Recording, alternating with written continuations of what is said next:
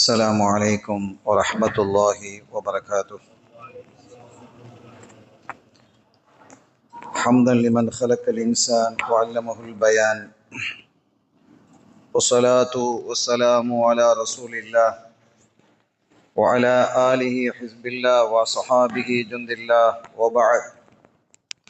وقد قال الله تعالى في القرآن العظيم والفرقان المجيد: أعوذ بالله من الشيطان الرجيم، بسم الله الرحمن الرحيم، إن الدين عند الله الإسلام. قال عيسى بن مريم: اللهم ربنا أنزل علينا مائدة من السماء تكون لنا عيدا لأولنا وآخرنا وآية منك وارزقنا وأنت خير الرازقين. சங்கைக்குரிய அல்லாஹுவின் நல்லடியார்களே, எல்லாமல்ல அல்லாஹுவின் பேரருளும் நபிகள் நாயகம் ஸல்லல்லாஹு அலைஹி வஸல்லம் அவர்களது நல்லாசியும் நம் அத்தனை பேர் மீதும் நிலவுமாக. அல்லாஹும் அவரது ரசூலும் எந்தெந்த காரியங்களை எடுத்து நடக்க வேண்டும் என்று நமக்கு கட்டளையிட்டுள்ளார்களோ அவை அனைத்தையும் எடுத்து நடக்கவும், எவைகளை தவிர்த்து நடக்க வேண்டும் என்று உத்தரவு பிறப்பித்துள்ளார்களோ அவை அனைத்தையும் தவிர்த்து நடக்கவும் ஆரம்பமாக எனக்கும் உங்களுக்கும் நான் வசியத்து செய்து கொள்கிறேன். அல்லாஹ் தௌஃபீக் செய்வானாக. ஆமீன். இன்றைய தினம் சூரத்துல் மாயிதாவிலிருந்து ஒரே ஒரு வசனத்திற்கான விளக்கத்தை இன்ஷா அல்லாஹ் நாம் சொல்லுவோம். குர்ஆனினுடைய 114 சூறாக்கள், இது ஒவ்வொரு சூறாக்களுக்கும் ஒரு பெயர் இருக்கிறது. அந்த பெயர் வருவதற்கு ஒரு காரணமும் இருக்கிறது. அந்த வகையிலே சூரத்து மாயிதா என்று ஒரு சூறா இருக்கிறது.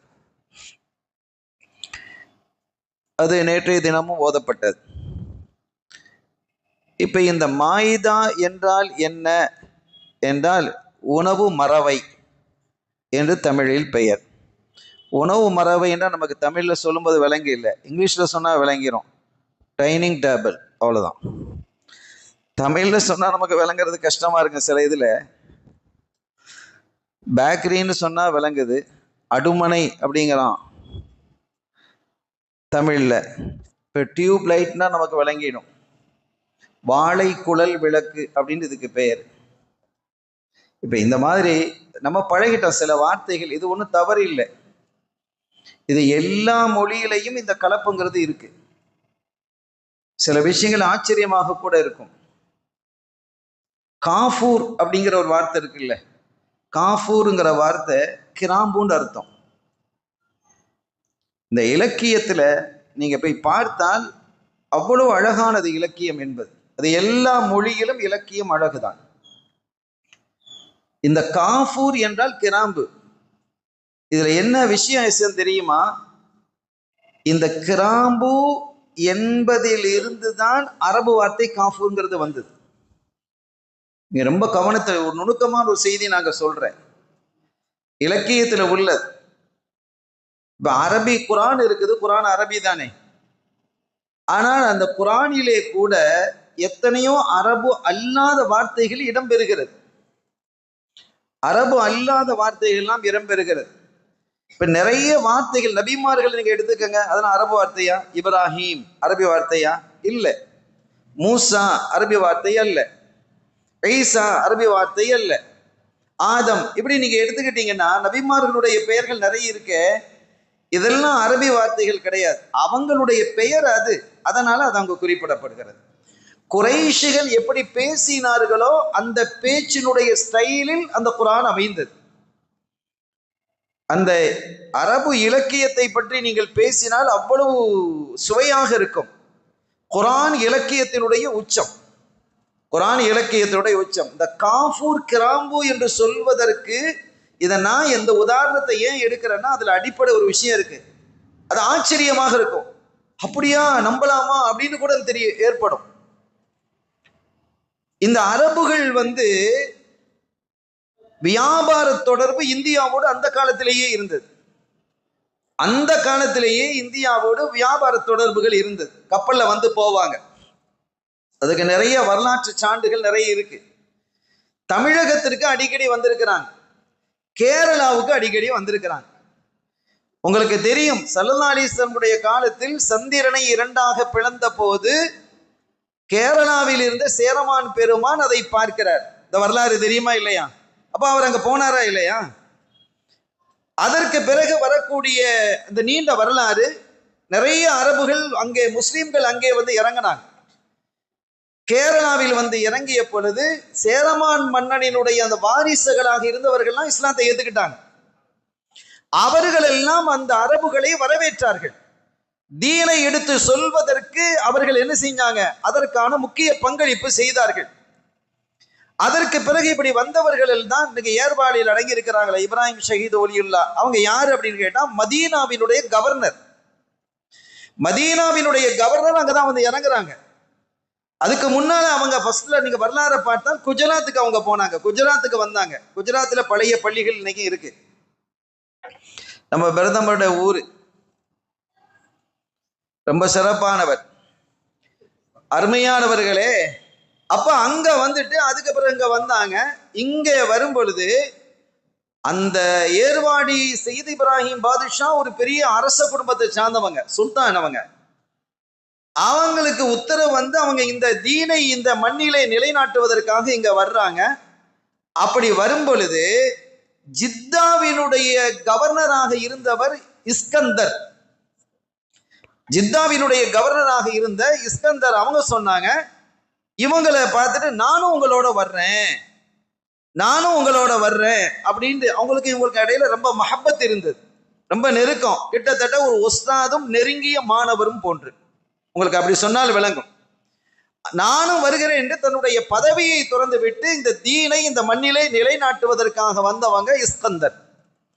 இஸ்கந்தர்ங்கிறது அசல் பெயர் வந்து உங்களுக்கு குரான்ல வருது, துல்கர்னைன் வருது இல்லையா? அவங்களுடைய முழு பெயர் இஸ்கந்தர் துல்கர்னைன். இப்ராஹிம் அலைஹிஸ்ஸலாம் காலத்துல வாழ்ந்தவங்க அவங்க. இந்த வரலாறு பேசுறேன்னா அது ரொம்ப இன்பம், எனக்கு ரொம்ப பிடிக்கும். ஆக அந்த இஸ்கந்தர் அவங்க வந்து இவங்களோட வந்து அதற்கு பிறகு இந்த தீனை எடுத்து சொல்லி கேரளாவிலிருந்து தமிழகத்துக்கு வந்து காயல்பட்டினத்திலே இருந்து அதற்கு பிறகு அங்கேயே இருக்கக்கூடிய குலசேகரப்பட்டினம், இந்த கடற்கரை ஓரங்களெல்லாம் இஸ்லாம் நிறைய விரிவாது. இந்த சமயத்தில் தான் இந்த மதுரையிலே இருந்த ஒரு அரசன் இந்த முஸ்லிம்களை எதிர்த்தான். அப்ப இவங்க சொன்னாங்க, நாங்க சண்டை போடுறதுக்கு வரல, நாங்க வந்தது என்னது இந்த தீனை எடுத்து சொல்றதுக்கு. நாங்க சொல்லக்கூடிய விஷயங்கள் சரியா இருந்தா நீங்க எடுத்துக்கப்பா, இல்லைன்னா வெற்று. இதை ஏன் நீ எங்களுக்கு தடுக்கிற? உன்னை போல பல அரசர்கள் இதை அங்கீகரிச்சிருக்கிறாங்களே எல்லாம் சொன்னாங்க. ஆனா கேட்கல. அவன் அடாப்படியாக வம்பு அடிச்சு சண்டை போட்டான். சண்டையில தோத்துட்டான். அவன் தன்னுடைய மகன் திருப்பதியை ஆண்டு கொண்டிருந்தான், அங்க போனான். அப்ப மதுரையே என்ன செஞ்சாங்க? கைப்பற்றி இந்த இஸ்கந்தர் அவர்களுடைய கையில தான் ஒப்படைக்கப்பட்டது. இந்த இஸ்கந்தர் தான் இன்னைக்கு மலையில பிரச்சனையாக இருக்கக்கூடிய சிக்கந்தர், வேற யாரும் கிடையாது. அவங்க ஜித்தாவினுடைய கவர்னரா இருந்து மதுரையை ஆட்சி செய்த பேரரசர். இதை சுருக்க நம்ம பிள்ளைகளுக்கு வரலாறு தெரியல, நம்முடைய பிள்ளைகளுக்கு வரலாறு தெரியல. அவங்க எப்படி அங்கே மரணித்தார்கள் என்பதெல்லாம் நீண்ட வரலாறு. நான் ஏற்கனவே காயல்பட்டத்தில் ஒரு ஜும்மாலே இது சம்பந்தமாக சிக்கந்தர் அப்படிங்கிற நாயகம் அப்படிங்கிற தலைப்புல நான் பேசியிருக்கிறேன். ஹைர், அருமையானவர்களே, இந்த இலக்கிய துறையிலே அப்போ அந்த அரபுகள் வந்து தமிழகத்தோடு அப்பவே தொடர்புடையவர்களாக இருந்தாங்க. நீண்ட காலத்துக்கு முன்பாகவே தொடர்பு இருக்கு, வியாபார தொடர்பு இருந்தது. ஜித்தால இருந்து வருவாங்க. இதற்கான சான்றுகள் நிறைய இருக்கு. நான் இந்த வரலாற்றை பற்றி, இந்த இலக்கிய துறையை பற்றி, அரபுகளுக்கும் தமிழகத்துக்கும் இடையிலே உள்ள தொடர்புகளை பத்தி பேசுறதுன்னா அது தனி தலைப்பு அமையும். ஆனா இன்னைக்கு ஒரு ஆயத்தை நான் தொட்டுட்டேன். இந்த ஆயத்துக்கு தான் என்ன செய்ய வேண்டியிருக்குது, இந்த தஃப்சீர் விளக்கத்தை நம்ம சொல்ல வேண்டி இருக்கிறது. அதற்கு முன்பாக நான் இந்த காஃபூர் கிராம்பு என்று சொன்னேன் இல்லையா? இந்த தமிழுக்கு இந்த கிராம்பு, இந்த கிராம்புன்னு சொல்லி அரபுகளுக்கு அது சரியா உச்சரிக்க மாட்டாங்க, அது காஃபூர்னு மாறிடுச்சு. இதுல பெரிய ஆச்சரியம் என்னன்னா, இந்த காஃபூர் என்ற அந்த வார்த்தையை பொதுவாக ஒரு மொழியிலிருந்து அரபு மொழிக்கு மாறினால் அது அரபுன்னு சொல்ல மாட்டாங்க, முஅர்ரப் அப்படிம்பாங்க. இப்ப தமிழ்ல நம்ம எத்தனையோ டியூப் லைட்னு சொல்றோம், பல்புன்னு சொல்றோம், ஃபேன் சொல்றோம். இதெல்லாம் தமிழ் இல்லையே. இதே மாதிரி பல மொழிகள் அரபுக்கும் போயிருக்குது, அரபிலிருந்து தமிழுக்கும் வந்திருக்கு. நீங்க கோர்ட்ல இருக்கக்கூடிய வார்த்தைகளை நீங்க பாருங்க, தமிழ் வார்த்தை யூஸ் பண்ணக்கூடிய வார்த்தைகள்லாம் பெரும்பாலும் அரபு வார்த்தைகள் தான். வக்கீல் சொல்றோம் இல்ல, வக்கீல் தமிழ் வார்த்தையா? வக்கீல் அரபு வார்த்தை. முன்ஷின்னு சொல்றோமே, அது அரபு வார்த்தை. இப்படி நிறைய வார்த்தைகள். கைதுன்னு சொல்றோமே, அது கைது தமிழ் வார்த்தை கிடையாது, அரபு வார்த்தை. கைது, அது தமிழ்ல கைதுன்னு நம்ம என்ன செய்யறோம், சொல்றோம். அரபு உச்சரிப்பு இருக்காது, தமிழ் உச்சரிப்புல நம்ம என்ன செய்ய மாத்திக்கிட்டோம். எனவே இப்படி நீங்க கோர்ட்ல இருக்கக்கூடிய பெரும் தஃப்தர்னு சொல்றோம், தஸ்தாவேஜ்னு சொல்றோம், இது எல்லாமே அரபு வார்த்தைகள் தான். அது தமிழ்ல. இதே மாதிரி தமிழில் இருந்தும் அரபுக்கு போன வார்த்தைகளில் சில வார்த்தைகள் போயிருக்குது. குறிப்பாக இந்த காஃபுரை நான் எடுப்பதற்கு காரணம், முக்கியமான காரணம் ஒரு உண்டு. பல வார்த்தைகள் இதுல இருக்கு, பல வார்த்தைகள் இருக்கு. இந்த காஃபுரை எடுப்பதற்கு காரணம் என்னன்னா, இந்த கிராம்பு என்பதை அவர்கள் காஃபூர் அப்படின்னு சொல்லுவாங்க. காஃபூர், கிராம்பு, காஃபூர் அப்படின்னு மாறி போச்சு. இந்த காஃபூர் என்ற வார்த்தை குரானில் இடம்பெறுகிறது. நீங்க புரிஞ்சுக்கிட்டோம், காஃபூர் என்ற வார்த்தை குரானில் இடம்பெறுகிறது. ஏனெனில் அன்றைய காலத்தில் குறைஷிகள் என்ன மொழியில் எதை பேசினார்களோ அதே அடிப்படையில் சல்லல்லாஹு சொல்றாங்க, குறைஷிகளினுடைய மொழியில் இது இறங்கியது. அரபு மொழியிலே இறங்குறது மட்டுமல்ல, குறைஷிகளினுடைய பேச்சு வழக்கில் இறங்கியது. இப்ப நமக்கும் பேச்சு வழக்கு, பல வழக்கு இருக்குல்ல. மெட்ராஸ் வழக்கு வேற மாதிரி இருக்கும், மதுரை வேற மாதிரி இருக்கு, திருநெல்வேலி வேற மாதிரி, ஸ்டைல் ஸ்லாங், வாங்க போங்க அப்படின்னு சில இடங்களை பேசுறாங்களா இல்லையா? வாங்க பாப்பா, வாங்கப்பா அப்படின்னு சில இடங்களை கூடுவாங்க. வாயா போயா, இது சில ஊர்கள்ல இருக்கும். சென்னை தமிழ் சுபஹானது, அதுக்கு சில சமயங்கள்ல டிரான்ஸ்லேஷனா வைக்க வேண்டியிருக்கும். தமிழுக்கே தமிழுக்கு என்ன செய்யணும், டிரான்ஸ்லேஷன் வைக்கணும். அந்த மாதிரி தமிழ்லாம் தமிழக தலைநகரினுடைய தமிழ் அப்படி இருக்கு. நான் குறைச்சு சொல்லல, ஒரு ஊர்ல ஒரு விதமாக இருக்கும். இதே மாதிரி மாஇதா என்றால் உணவு மறவை. உணவு மறவைன்னா நமக்கு என்னன்னு பெரும்பாலும் தெரியாது. அது அரபு, இங்கிலீஷ்ல சொல்லுங்க, டைனிங் டேபிள், சாப்பாடு மேஜை. இதுதான் சூரா. இந்த சூராவுக்கு பெயர். ஏன் இந்த பெயர் வந்தது அப்படின்னு ஒரு காரணம் இருக்கும் இல்லையா? ஏன் அல்லாஹ் அந்த இதுக்கு இந்த பெயரை மாயிதான்னு வச்சான் அப்படின்னா, ஈசா அலைஹிஸ்ஸலாம் அவர்களுக்கு நெருக்கமான சீடர்கள் இருந்தாங்க. அவங்களை ஏற்றுக்கொண்ட நல்லடியார்களுக்கு, எல்லாரும் முஸ்லீம் தானே. ஈசா நபி அந்த காலத்துல அல்லாஹ்வை ஏற்றுக்கொண்டு ஈசா அலைஹிஸ்ஸலாம் அவர்களை அல்லாஹ்வின் திருத்தூதர், நபி என்று ஏற்றுக்கொண்டவர்கள். அப்ப அவங்க எல்லாம் முஸ்லீம்கள் தான். மூசா அலைஹிஸ்ஸலாம் அவர்களை இறைவனுடைய திருத்தூதர், அல்லாஹ் தான் ரப்பு, அவனுடைய தூதராக மூசா அலைஹிஸ்ஸலாம் அவர்களை ஏற்றுக்கொண்டவர்கள் தான் யூதர்கள். இப்ப மாறி போயிட்டான், அவனுடைய வேதத்தையும் மாத்திட்டான். கிறிஸ்து, இயேசு கிறிஸ்துங்கிறது நபி, இறை தூதருங்கிறது போய் கடவுள், கர்த்தர், கடவுளுடைய மகன் அப்படின்னு, பிதா, தூய் ஆவி அப்படின்னு போயிடுச்சு. தூய் ஆவிங்கிறதுல நமக்கு பிரச்சனை கிடையாது. ரூஹுல் குதுஸ், அது மார்க்கமும் சொல்லுகிறது, தூய் ஆவிதான் அவங்க. ஏன்னா தந்தை இல்லாமல் படைக்கப்பட்டவர்கள், அல்லாஹ் ரூஹை ஊதினான் அப்படிலாம் குரான் பேசுகிறது, ஹதீது பேசுகிறது. ஆனால் பிந்தைய காலத்துல என்ன செஞ்சிட்டாங்கன்னா, அந்த வரலாற்று அப்படியே மாறி, அது ஏன் கடவுளாக ஈசா அலைஹிஸ்ஸலாம் அவர்கள் ஆக்கினாங்கிறது தனி வரலாறு, அது ஒரு தனி செய்தி. இஸ்லாம் எல்லா வரலாறுகளையும் தெளிவாகிறது. நம்முடைய இமாம்கள் அப்படி அவ்வளவு தெளிவாக பாதுகாத்து வச்சிருக்கிறாங்க. நம்முடைய இஸ்லாமிய தாரீഖ் வரலாற்று கிதாபுகளை நீங்க பாத்தீங்கன்னா அவ்வளவு துல்லியமாக இருக்கும். கடந்த 1.5 மாதத்துக்கு முன்பாக கூட எனக்கு அதே தலைப்பு தான் காயில் படத்துல, புகாரி ஷெரீஃப்ல நான் கிட்டத்தட்ட ஈசா அலைஹிஸ்ஸலாம், மரியம் அலைஹிஸ்ஸலாம் அவர்களை குறித்து கிட்டத்தட்ட 1 மணி நேரம் 40 நிமிஷம் அல்லது 1.25 மணி நேரம் நான் பேசியிருக்கிறேன் அந்த வரலாறை. அதற்காக நானே எடுத்து பல ஆய்வுகளை செய்தேன். கண்ணியத்திற்குரிய பெருமக்களை, இந்த ஈசா அலைஹிஸ்ஸலாம் அவர்களினுடைய நெருங்கிய சீடர்கள், இப்ப சஹாபிகள் எடுத்துக்கிட்டா, சஹாபிகளே ரசூலுல்லாஹ்வுக்கு நெருக்கமான சஹாபிகள் இருந்தாங்களா இல்லையா? எல்லா நபிமார்களுக்கும் அது உண்டு. எல்லா நபிமார்கள், இப்ப நான் எடுத்துக்கிட்டா எனக்கு நண்பர்கள் இருப்பாங்க, நெருங்கிய நண்பர்கள், டியர் ஃப்ரெண்ட்ஸ் அப்படின்னு இருப்பாங்களா இல்லையா? அதே மாதிரி எல்லா நபிமார்களுக்கும் உண்டு. இப்ப அஷரத்துல் முபஷரா, சுவனத்தை கொண்டு பல முறை நன்மாராயம் செய்யப்பட்ட 10 பேர் இருக்கிறாங்களே, மற்ற சஹாபிகள்லாம் என்ன? பிலால் ரலியல்லாஹு அன்ஹு அவர்கள் சொர்க்கவாதின்னு ரசூல் சொல்லி இருக்கிறாங்க. உம்மு உமாராவை சொல்லி இருக்கிறாங்க. அவங்களாம் அந்த அஷ்ரத்துல் முபஷ்ஷரால வரலையே, அவங்கெல்லாம் சொர்க்கவாதின்னு சொல்லி இருக்கிறாங்களே. எத்தனையோ சஹாபிகளை சொர்க்கவாதின்னு சொல்லி இருக்கிறாங்க. சல்மான் அல் ஃபாரிசி அவங்கள பார்த்து சொல்லி இருக்கிறாங்க. இப்படி எத்தனையோ சொன்னாலும் கூட இந்த அஷரத்துல் முபஷ்ஷராண்டு ஒரு நெருக்கமான சஹாபிகள் அவங்க. இதே மாதிரி ஈசா அலைஹிஸ்ஸலாம் அவர்களுக்கு நெருக்கமான தோழர்கள் என்று எடுத்துக்கொண்டால் ஹவாரியூன். இந்த ஹவாரியூன் என்கிற வார்த்தை குர்ஆனிலேயே அல்லாஹ் சொல்றான். ரொம்ப நெருக்கமானவங்க, ஈசா அலைஹிஸ்ஸலாம் அவர்களுக்கு மிக்க நம்பிக்கையானவர்கள். இந்த நெருக்கமான இவங்க சொன்னாங்க, இது காலல் ஹவாரியூன, அவங்க அல்லாஹ் சொல்றான், யா ஈஸா இப்ன மரியம் ஹல் யஸ்ததீஉ ரப்புக அன் யுனஸ்ஸில அலைனா மாஇதத்தம் மினஸ் ஸமா. இதான் அந்த மாயிதாங்கிற வார்டு வருது இதுல. ஈசா அலைஹிஸ்ஸலாம் அவர்களே கேட்கறது யாரு? நல்ல கவனிக்கணும். ஈசா அலைஹிஸ்ஸலாம் அவர்களுக்கு ரொம்ப நெருக்கமான பிரியமான சாலிஹான நல்லடியார்கள். ஆனா கேட்கிற வார்த்தையை பாருங்க, டிஃபரெண்டா இருக்கும். இந்த குர்ஆனை நேரடியாக பார்க்கும் போது அந்த பிரச்சனைகள்லாம் வரும். கவனமாக இருக்கணும். குர்ஆனை பார்ப்பதற்கென்று ஒரு லென்ஸ் இருக்குது, அது உசூலுல் குர்ஆன், உசூலு தஃபாசீர் அப்படிங்கிறது. அந்த லென்ஸை வச்சு பார்க்கணும்.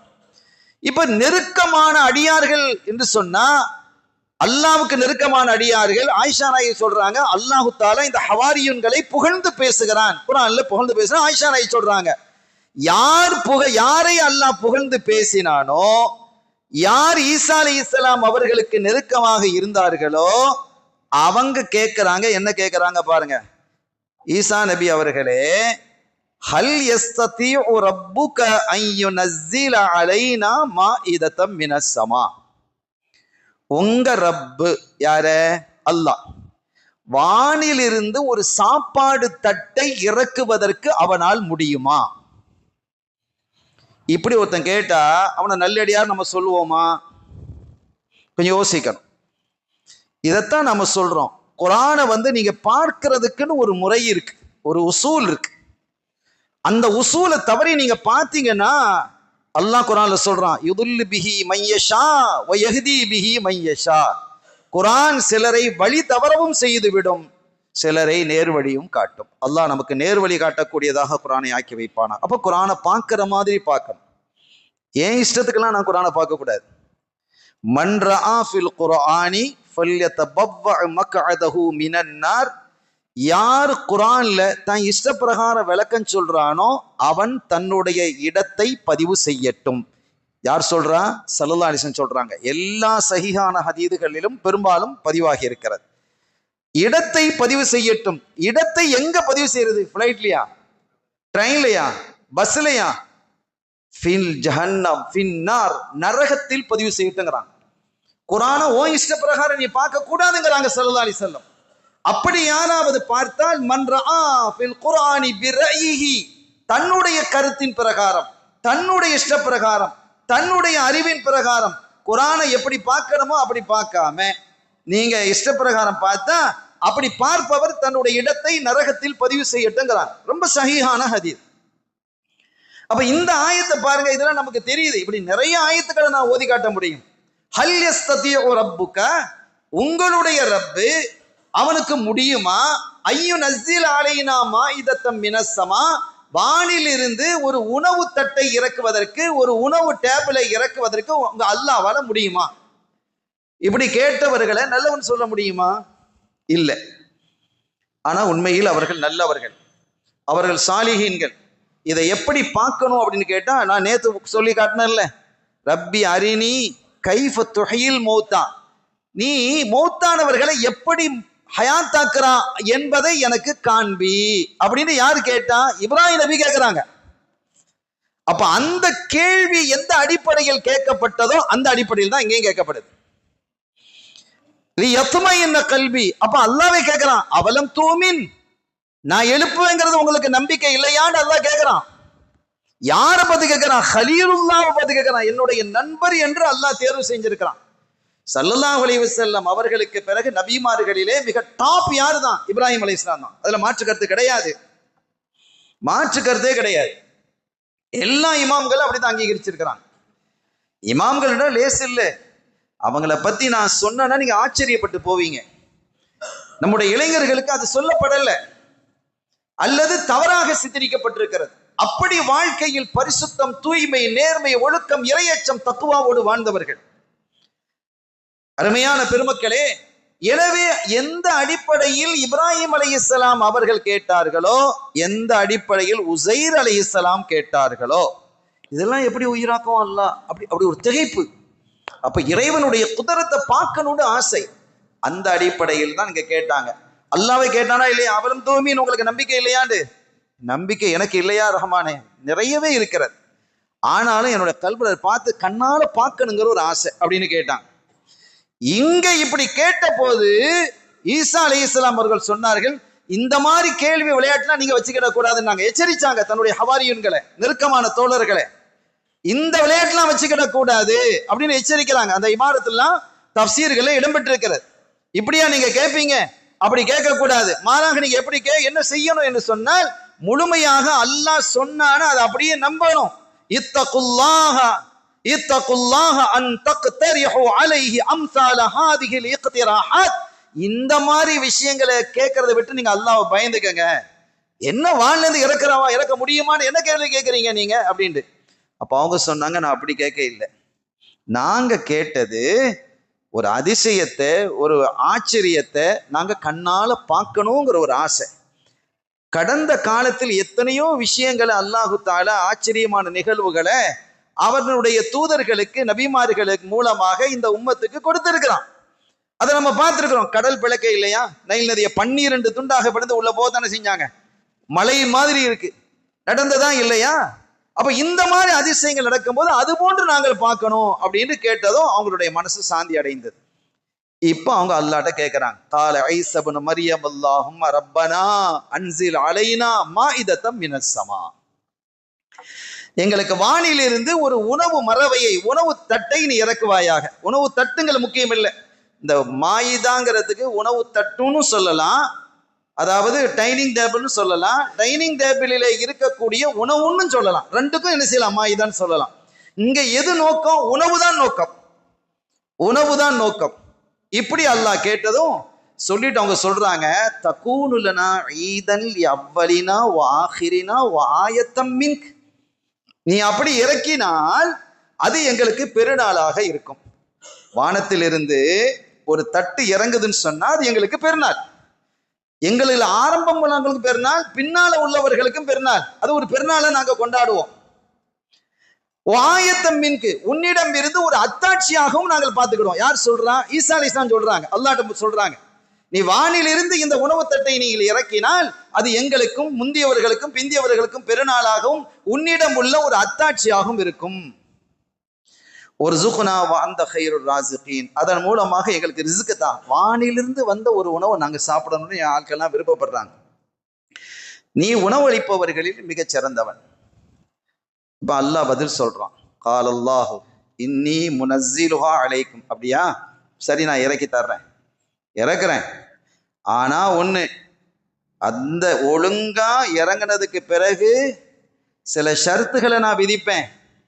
அந்த ஷர்த்துகளை சரியாக நடக்கணும். உங்களிலிருந்து யாராவது அதுக்கு பிறகு அதை மாற்றமாக நடந்தால்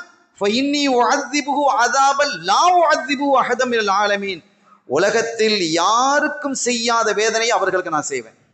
நீங்க ஒரு விஷயத்தை கேட்டுட்டீங்க, நான் தர்றேன்னு சொல்லிட்டேன்.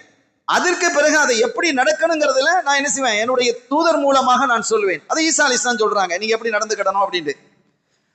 அது வேதத்தில் குர்ஆன்ல சொல்லல, ஒரு வேளை பைபிள்ல இருக்கலாம். பைபிள்ல என்ன செய்ய, பைபிள்ல உள்ள தெளிவாக இல்லை. பைபிளையும் நான் பார்த்துட்டேன், பைபிளுடைய வசனங்களையும் நான் பார்த்தேன், படித்து பார்த்தேன். மத்தேயு போன்ற ஆகமங்களிலே இது இந்த செய்தி இடம்பெறுகிறது. ஆனால் குர்ஆன் சொல்லக்கூடிய அளவுக்கு தெளிவாக அதுல இல்லை. இந்த மத்தேயுடைய ஆகமத்துல, பைபிளுடைய மத்தேயு ஆகமத்துல இந்த செய்தி இருக்கு. ஆனால் இவ்வளவு தெளிவாக குர்ஆன் சொல்வது போன்றோ, தஃப்சீர் குர்ஆனுடைய விளக்க உரை தஃப்சீர் சொல்வது போன்றோ அந்த பைபிளில் இல்லை. ஆனால் அது தொடர்பான செய்திகள் அதுல இருக்கு. அருமையானவர்களே, இப்போ வானிலிருந்து இறக்கன்னு அல்லாஹ் சொல்லிட்டான். இப்ப இறங்குது. எப்படி இறங்குது பாருங்க. சுப்ஹானல்லாஹ், டைம் ஆயிடுச்சு. வானிலிருந்து இறங்கும் போது தட்டை இறங்குது.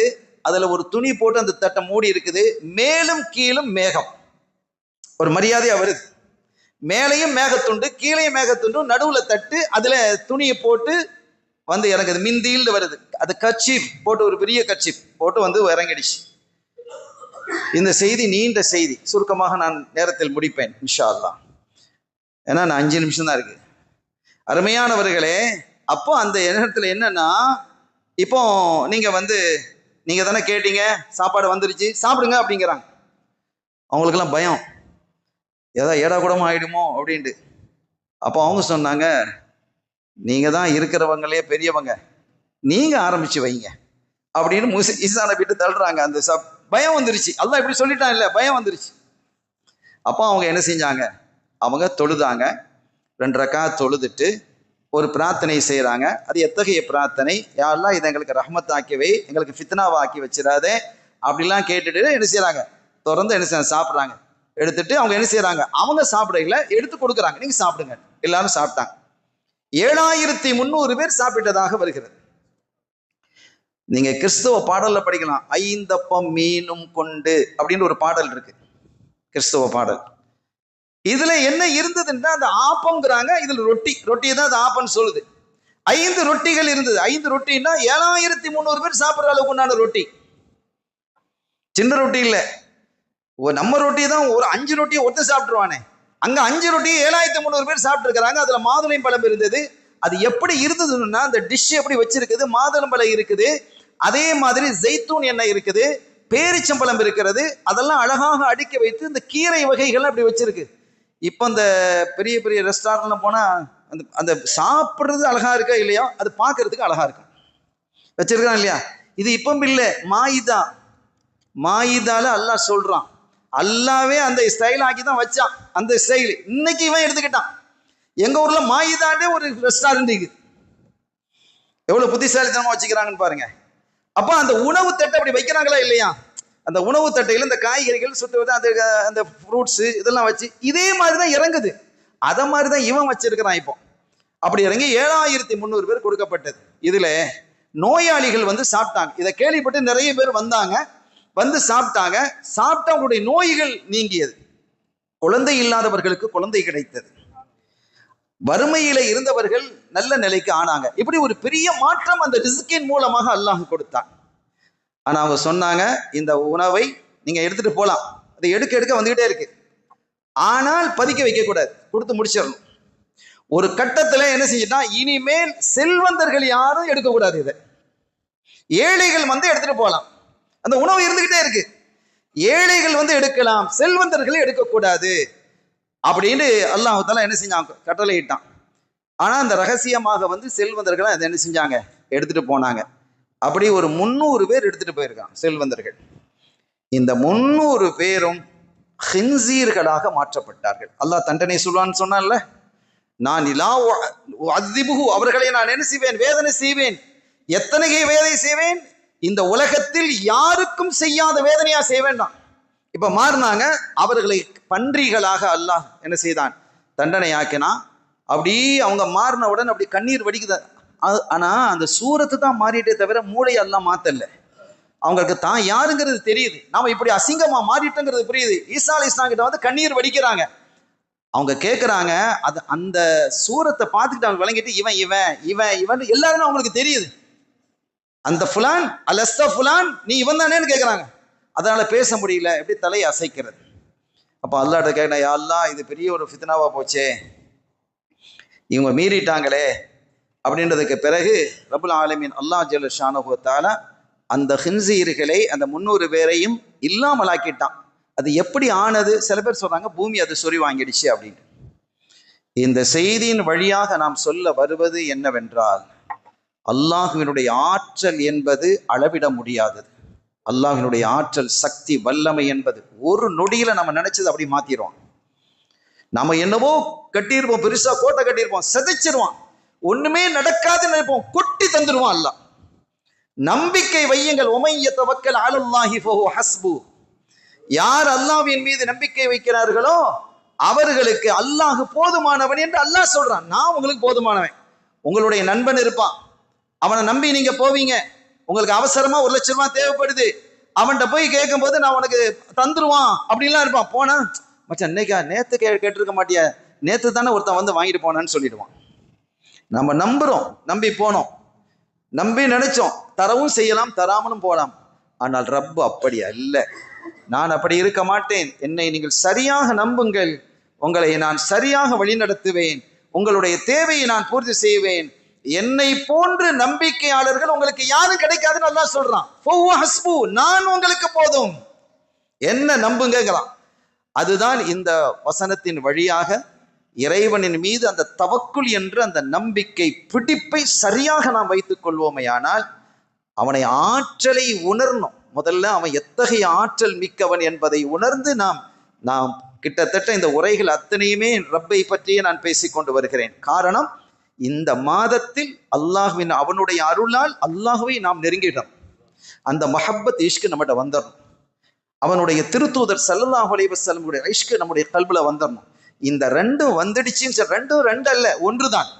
இந்த ரெண்டும் அல்ல, இது நம்முடைய இந்த இஷ்குல்லா இஷ்கு ரசூல் அந்த மஹப்பத்துல்லாஹி வ ரசூலி வந்து விடுமையானால் நம்ம யாரும் அசைக்க முடியாது, எந்த கொம்பனாலும் அசைக்க முடியாது, அது ட்ரம்பாக இருந்தாலும் சரி. அத்தகைய வலிமையை வல்லமை இந்த மண்ணிலே வாழக்கூடிய முஸ்லிம்களுக்கு அல்லாஹ் தந்தருள் பாலிப்பானாக. மகத்தான பாக்கியத்தை அல்லாஹ் வழங்குவானாக. இந்த ரமலானை நமக்கு பாக்கியமாக ஆக்கி வைப்பானாக. நம்முடைய பாவ பிழைகளை மன்னித்து ஈருலக சௌபாக்கியங்களையும் அல்லாஹ் தந்தருள் பாலிப்பானாக. நம்முடைய குறைகளை மறைப்பானாக. சுவனத்தை நமக்கு பாக்கியமாக ஆக்குவானாக. பிஹக்கி ஹபீபிஹி ஸல்லல்லாஹு அலைஹி வஸல்லம். எல்லாம் வல்ல அல்லாஹ்வின் அருளையும் ஸல்லல்லாஹு அலைஹி வஸல்லம் ஷஃபாத்தையும் பெறுவோமாக. வஆகிரு தஅவானா அல்ஹம்துலில்லாஹி ரப்பில் ஆலமீன். வஸ்ஸலாமு அலைக்கும் வரஹ்மத்துல்லாஹி வபரகாத்துஹு.